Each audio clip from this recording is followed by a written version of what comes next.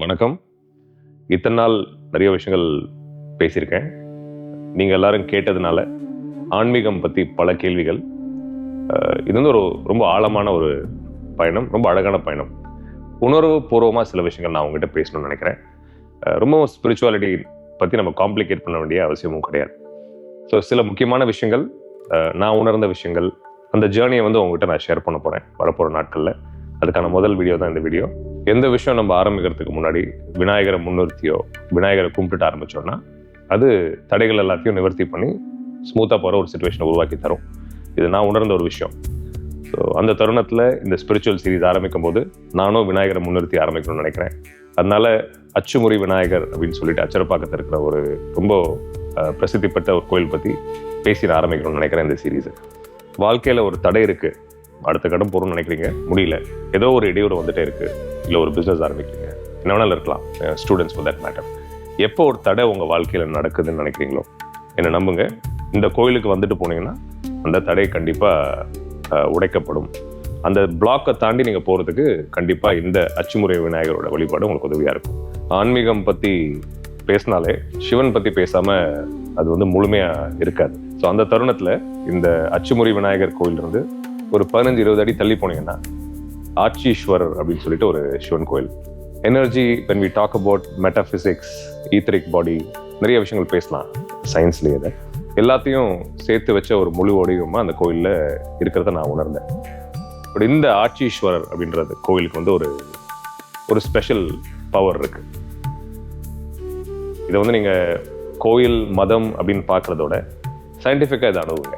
இந்த கோயில் கட்டப்பட்ட ஜியோமெட்ரிக்கல் ஃபார்ம் நீங்கள் பார்த்தீங்கன்னா உங்களுக்கு புரியும்.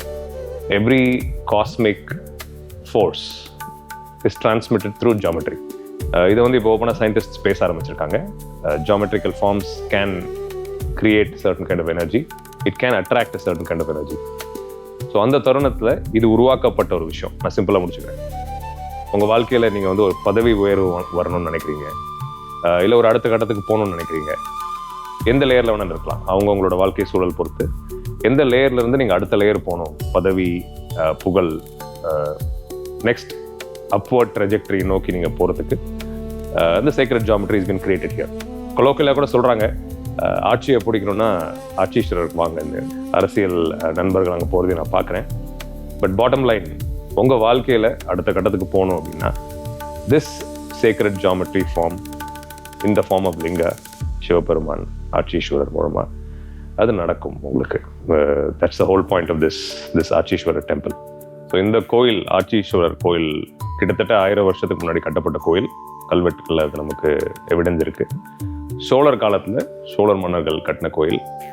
திரிநேத்திரதாரி அப்படின்னு சொல்லிட்டு ஒரு யோகி, ஒரு ரிஷி, அவரோட உதவியோட கட்டப்பட்ட ஒரு கோயில்.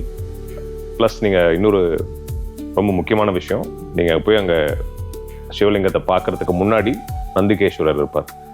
அந்த நந்திகேஸ்வரர் கீழே தான் அந்த திரிநேத்திரதாரி ரிஷி ஜீவசமாதியான ஒரு முக்கியமான தருணமும் இருக்கு. ஆட்சீஸ்வரர் கோயிலில் 2 லிங்கங்கள் இருக்கு. ஒன்று உமையாட்சீஸ்வரர், இன்னொன்று எமையாட்சீஸ்வரர்.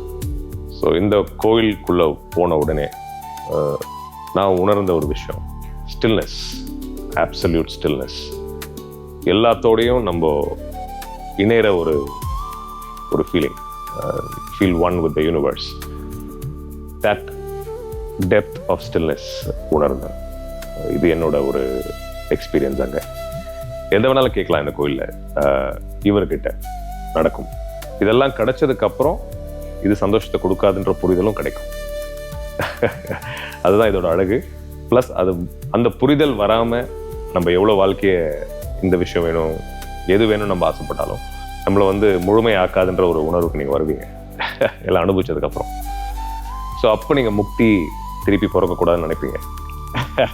சூழல் வரும்.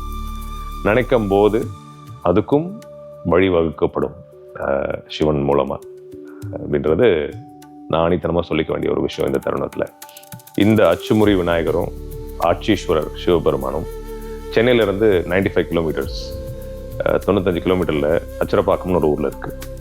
சோஷியல் மீடியா ஏரா தாண்டி இப்போ ஏஆரா நோக்கி போயிட்டுருக்கோம். இன்னும் மென்டல் ஹெல்த் இஷ்யூஸ் அதிகமாகும், மன நிம்மதி இல்லாமை, குழப்பங்கள், வேதனைகள், ஒரு மனுஷனா நம்ம எப்படி முழுமையாக வாழ்றது அப்படின்றதுக்கு வந்து இன்னும் குழப்பங்கள், அடிப்படை குழப்பங்கள் நிறைய ஆகும் மக்கள் வாழ்க்கையில். ஆயிடுச்சு, ஆல்ரெடி ஆகும்னு கூட நான் சொல்ல விரும்பல, ஆயிடுச்சு.